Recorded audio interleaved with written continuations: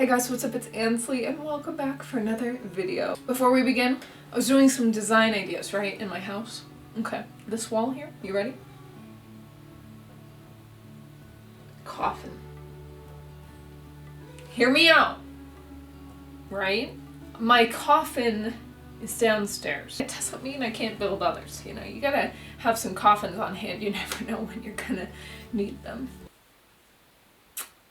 Anyway, today I wanted to talk all about shadow work. So when I did my return to YouTube video last year, I talked about how a lot of the time spent away from making videos and content, I was doing a lot of inner work. Over those many years, I started to dive into it and I learned some things. So today I wanted to talk about shadow work, a quick little intro about what I learned, what it means to me, and how it's helped me in many ways, and also a few introduction practices that you can do to kind of ease your way into doing it if you're looking to do it as well. Now, before we begin, I do just want to put a disclaimer that I am not a psychologist, I'm not a therapist, I'm not an expert in this by any means. Anything I say in this video is just the practices I did, but it is not professional advice. So just be aware that when you do shadow work, sometimes it can be very triggering, especially if you have heavy trauma or anything. It can become very overwhelming very quickly. So I encourage you to do this with a professional or seek professional help, as I am not a professional myself. Now that we got that out of the way, let's dive right in. Shadow work is something that has become increasingly popular in today's age through psychology and within the spiritual community as well. The way I see it is there's two parts of us. In terms of spiritual stuff, I often think of it as the sun and the moon. The sun is very much like our outer personality and what we show people, and then the moon connects to our inner self.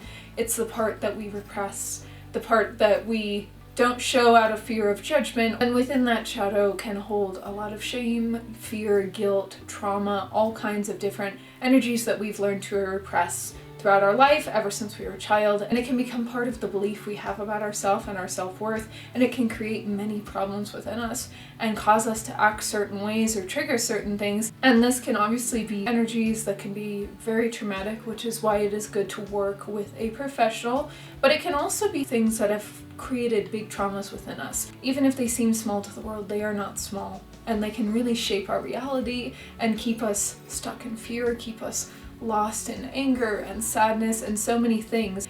But it can also keep us stuck in negative patterns that can be repetitive patterns. It can be continuing to choose a relationship that is not good for us, or being unable to set a boundary, just being very fearful, afraid to do things, afraid to take chances, afraid of what people will think, afraid to just be yourself. It could be just feeling very angry in general in life. So when we do shadow work, we're basically diving within to identify these feelings we have and where they stem from. So when we get angry, or when we act out of fear, or when somebody triggers us to act a certain way, it's about asking ourselves why we act that way and trying to get to the core of what that is if we wish to understand ourselves better, and also work on healing emotional wounds and heavy energies that we hold within, so that it doesn't dictate how we live our life, the relationships we have, the friendships we have, and we don't become a victim of our triggers. So in my experience, doing all this can help you to just become more grounded, more in tune with yourself, more in tune with your practice, reclaiming your power and getting to know yourself on a deeper level, as often our shadow is keeping us stuck in a negative pattern, keeping us stuck in fear, but also blocking us from receiving, you know, things that we are trying to manifest, or energies that we're trying to connect with, or anything like that. So now that we've gone over a little bit of an intro, I'm going to list some of the ways that I started to ease my way into it and what worked for me. Now, I do want to say next that our shadow is consisted of many parts. It's not just this one big shadow that's like, hey, it can be compiled of hundreds of thousands of moments and experiences that we've held on to. So I recommend starting just with one and getting to know your shadow just by initiating that connection and then taking it part by part. I would say the first thing is to observe yourself. As though you were your own best friend over here, you're hanging out with a friend. Observe yourself in a non-biased kind of way. This can take a while. It can take some, practice and training, and that's okay. But learning to identify the way you act and the way you behave around certain people and the things that seem to trigger you in different ways.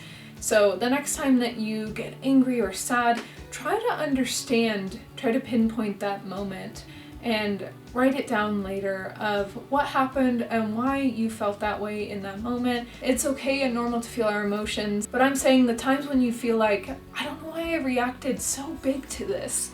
What is going on? You probably have experienced those moments, and those are the moments you want to try to remember and focus on them. And then start to ask yourself truly why you did that and why you responded that way. Oftentimes it's not so surface level as we believe it is of, well, somebody was being mean to me. Oftentimes there's something deeper to it, and so when we start to ask that why question, it can really help us start to at least unravel a little bit of why we may be feeling that way. And maybe it'll start to stem from something from our childhood or a past relationship or something where we didn't feel like we were heard. There's so many things you can start to find, but just be honest with yourself. And that's a big part of shadow work, is honesty. You have to be honest with yourself and honest with your feelings. Keep asking that why question until we start to get to a reason. Once you start to identify them, sit with them. Write down in a journal what happened and sit with the feeling of what happened. A lot of times it's accompanied by anger or shame or fear. After the fact, we regret the way we acted. We wish we would have done something differently. Sometimes we don't even know why we reacted that way. And it's okay. We're not here to judge ourselves. We're here to get answers. So just be patient with yourself. Don't shame yourself. Don't get angry at yourself. Just allow yourself to get on paper what it means. And then once we start to identify those things, we can start trying to work through them. We can start trying to accept them, make peace with them. It can be very hard depending on what it is and who we are. We all experience things differently and at different levels. Talking to that inner child of ourselves, allowing us to feel the emotions we need to feel from that without shame and without blocking them out. Just learning to feel those emotions, learning to feel those experiences, understand them, and then work through them to accept them. And that process alone, that step alone, can take a very long time. So don't worry if you don't get it right away. Don't worry if the first several steps were easy for you, but this one's hard because this is the hardest one and it can take a lot of time.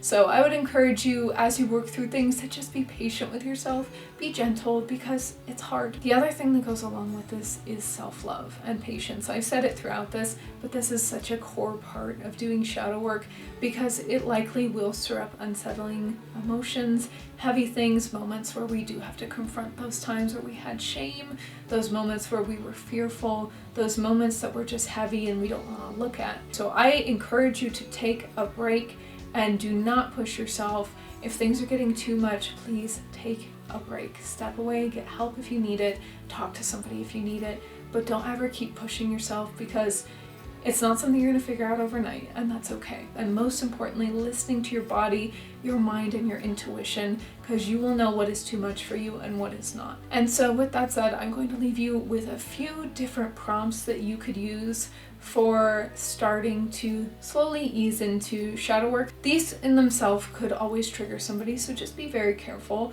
But these are just some softer ones that could just start to kind of guide you into it a little bit and see if it's something that is right for you or if something that you want to do.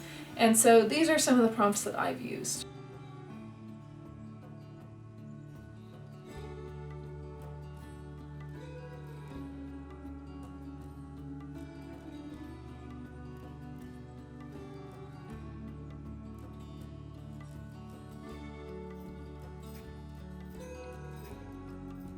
Overall, those are the things that helped me get started with shadow work, but as I said, it may be totally different from you. I encourage you to read books, listen to podcasts, watch videos, and do all kinds of stuff to learn what works for you and also to work with a professional, because that's going to be the best way to dive into this as well. But anyway, I'll see you guys next time. Thank you so much for watching, and I am sending you so much love. I hope you have a great day, and thank you for joining me.